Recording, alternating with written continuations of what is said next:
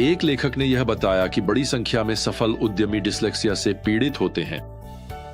उन्होंने एक न्यूरोसाइंटिस्ट का हवाला दिया जिन्होंने बहुत सफल व्यवसायियों की एक सभा में पूछा कि उनमें से कितनों को अपने जीवन में कभी न कभी लर्निंग डिसऑर्डर का निदान हुआ है, और इन व्यक्तियों में से आधे ने अपने हाथ उठा दिए। खैर, इस लेखक ने आगे दो संभावनाओं का सुझाव दिया कि वे व्यापार जगत में इतनी असामान्य सफलता क्यों प्राप्त कर पाए। तो एक तो यह कि उन्होंने अपनी अक्षमताओं के बावजूद दृढ़ संकल्प और रचनात्मकता के जरिए सफलता पाई, या फिर आंशिक रूप से अपनी अक्षमताओं की वजह से सफल हुए। दूसरे शब्दों में कहें तो उन्होंने अपनी संघर्ष में कुछ ऐसा सीखा जो उन्हें व्यापार जगत में जबरदस्त बढ़त दिलाने वाला साबित हुआ।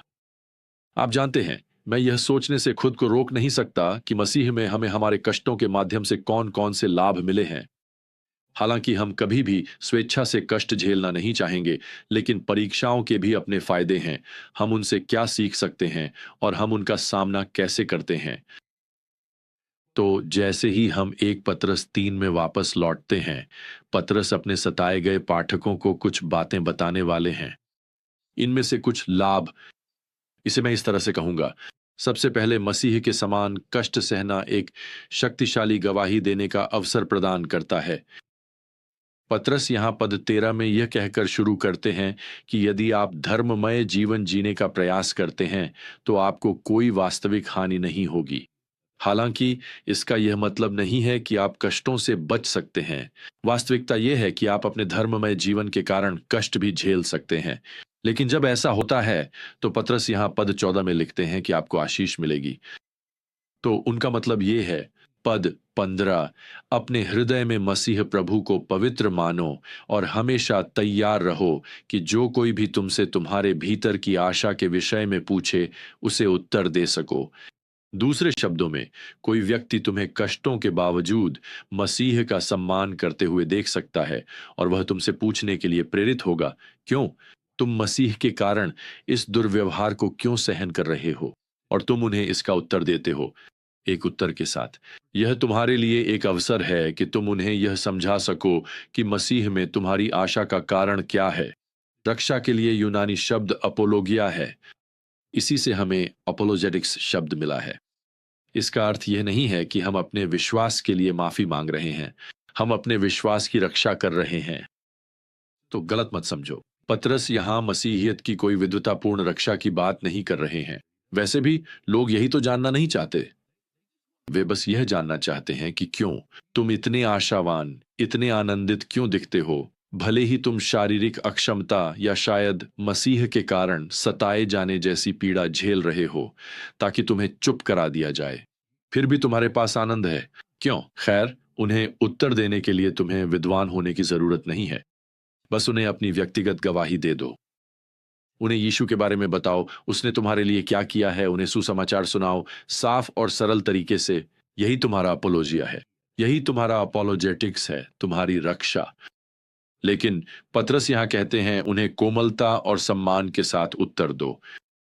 दूसरे शब्दों में, यह याद रखो कि तुम्हारा लक्ष्य तर्क जीतना नहीं, बल्कि उनके दिलों को मसीह के लिए जीतना है।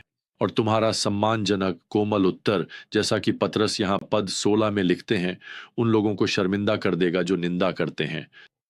तुम्हारा अच्छा व्यवहार। तो जब हम पीड़ा के बोझ के बारे में सोचते हैं तो पतरस का यही मतलब है, कुछ अच्छा प्रदान करना, जैसे आशीर्वाद देना, और यही सुसमाचार के लिए अवसर का खुला द्वार है। अब पतरस यहीं पर नहीं रुकते, वह मसीह को हमारे अंतिम उदाहरण के रूप में प्रस्तुत करते हैं जिन्होंने अच्छा करने के लिए कष्ट सहे। वास्तव में वह यहां लिखते हैं जिसे एक लेखक ने यीशु के क्रूस का सबसे छोटा, सबसे सरल और सबसे समृद्ध सारांश कहा है। पतरस इसे प्रस्तुत करते हैं, वह हमें यहाँ पद 18 में देते हैं, क्योंकि मसीह ने भी पापों के लिए एक बार दुख उठाया, धर्मी ने अधर्मियों के लिए, ताकि वह हमें परमेश्वर के पास ले आए। शरीर में मारा गया पर आत्मा में जीवित किया गया।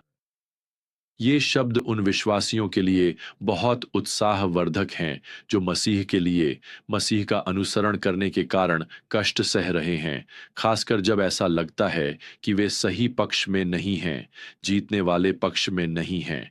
सलीब को सुनो, ऐसा नहीं लगा कि यीशु ने वहां कुछ भी जीता हो, लेकिन उन्होंने जीता। मसीह मरे और स्वर्ग का मार्ग प्रशस्त किया। लेकिन फिर, जैसा कि हम देखने वाले हैं, मसीह नीचे उतरे और स्वर्ग की विजय की घोषणा की। पतरस आगे लिखते हैं, अगले वर्ष आयत 19 से 22 में मसीह गया और उन आत्माओं को जो कारागार में थीं प्रचार किया, क्योंकि उन्होंने पहले आज्ञा नहीं मानी थी, जब परमेश्वर की सहनशीलता नूह के दिनों में प्रतीक्षा कर रही थी, जब जहाज तैयार किया जा रहा था, जिसमें कुछ अर्थात 8 व्यक्ति जल के द्वारा सुरक्षित बचा लिए गए। बपतिस्मा, जो इसका प्रतीक है, अब तुम्हें बचाता है, न कि शरीर की गंदगी को दूर करने के रूप में, बल्कि एक अच्छी अंतरात्मा के लिए परमेश्वर से विनती के रूप में। यीशु मसीह के पुनरुत्थान के द्वारा जो स्वर्ग में गया है और परमेश्वर के दाहिने हाथ पर है, और स्वर्गदूत, अधिकारी और शक्तियां उसके अधीन कर दी गई हैं। मुझे विश्वास है कि यहाँ आयत 19 उस घटना का वर्णन करती है जो तब हुई जब यीशु का शरीर कब्र में पड़ा था। उसका शरीर मृत था, लेकिन उसकी आत्मा पूरी तरह जीवित थी। तो पतरस जैसे इस समय के दौरान प्रभु ने जो किया, उस पर से पर्दा हटा देते हैं। वे हमें बताते हैं कि उन्होंने बंदी गृह में आत्माओं को एक घोषणा सुनाई। अब आत्माएं सामान्यतः स्वर्गदूतों के लिए प्रयुक्त होता है, लेकिन यहां विशेष रूप से यह गिरे हुए स्वर्गदूतों या दुष्ट आत्माओं के लिए है। अब हमें यह नहीं बताया गया कि यह बंदी गृह कहां स्थित था, लेकिन बाइबल हमें बताती है कि कुछ दुष्ट आत्माएं अभी भी अंधकारमय अंधेरे में जंजीरों में बांधी हुई हैं। 2 पतरस 2 आयत 4। नूह और जल प्रलय के दिनों में किसी विशेष पाप के कारण इन दुष्टात्माओं पर जल्दी न्याय आ गया। यीशु अब उस बंदीगृह में जाते हैं और उन्हें उनकी अंतिम पराजय की घोषणा करते हैं। वास्तव में उनके स्वामी स्वयं शैतान की पराजय की। फिर पतरस लिखते हैं कि यह वैश्विक जल प्रलय और नूह की नाव विश्वासियों के बपतिस्मा के अनुरूप है। फिर से वह 21वीं आयत में लिखते हैं, बपतिस्मा जो इसके अनुरूप है, अब तुम्हें बचाता है। अनुरूप शब्द को समझना महत्वपूर्ण है। यह एक संयुक्त शब्द है, एंटिट्यूपास, जो एक प्रतीक या उपमा को दर्शाता है। पतरस ये नहीं कह रहे कि बपतिस्मा तुम्हें बचाता है, बल्कि बपतिस्मा उस चीज का चित्र है, एक प्रतीक है जो तुम्हें बचाता है। क्या जल ने नूह और उसके परिवार को बचाया था? बिल्कुल नहीं। ईश्वर के वचन में उनका विश्वास, जो उन्होंने परमेश्वर की आज्ञा मानकर जहाज में प्रवेश करके दिखाया, वही उन्हें बचा सका। वास्तव में जल मृत्यु का प्रतीक था, जीवन का नहीं। वह जहाज ही था जिसने उन्हें बचाए रखा, जिंदा। तो पतरस कहते हैं कि उस घटना के अनुरूप जब आप बपतिस्मा के जल में उतरते हैं, तो आप उस चीज में प्रवेश कर रहे हैं जो न्याय और मृत्यु का प्रतीक है। वास्तव में वह जल कब्र का प्रतीक है, लेकिन आप सुरक्षित हैं क्योंकि आप मसीह में हैं। आप पहले ही जहाज यानी यीशु में हैं, जिसने आपको जीवन दिया। तो यही उपमा है। बपतिस्मा केवल एक आंतरिक सच्चाई की बाहरी तस्वीर है। आप सार्वजनिक रूप से यह स्वीकार कर रहे हैं कि आप बचाए जा चुके हैं, क्योंकि अब आप विश्वास के द्वारा अपने उद्धारकर्ता के साथ और जिस प्रकार से आपको उद्धार मिला, अर्थात यीशु मसीह की मृत्यु, दफन और पुनरुत्थान के साथ अपनी पहचान बना रहे हैं। अब यहां से अध्याय 4 में पतरस धार्मिकता के लिए दुख सहने के एक और लाभ के बारे में बताते हैं, और वह है मसीह के समान जीवन। देखिए, जब आप मसीह के उदाहरण का अनुसरण करते हैं और जैसे उन्होंने किया वैसे ही शरीर में दुख सहते हैं, तो आप समझौता करने के बजाय या उस पर अपने विश्वास को छोड़ने के बजाय दुख सहने का चुनाव कर रहे हैं। और इसका मतलब है कि आपने पाप को खुद पर नियंत्रण करने देना बंद कर दिया है। आप चुन रहे हैं कि आप, जैसा कि पद 2 में कहा गया है, परमेश्वर की इच्छा के अनुसार जीवन जी। अब यहां पद 3 और 4 में परमेश्वर की इच्छा की तुलना उन पाप पूर्ण कार्यों से की गई है जो संसार की पहचान है और जो हमारे जीवन की भी पहचान थे जब तक हमने मसीह पर विश्वास नहीं किया था। वैसे अविश्वासी जो अब भी इस पापमय जीवन शैली का अनुसरण करते हैं, वे मसीह को नहीं समझते, इसलिए वे मसीह की निंदा और बदनामी करते हैं। तो प्रियजनों, पलटकर वार मत करो, ज्यादा जोर से चिल्लाने की कोशिश मत करो। क्यों?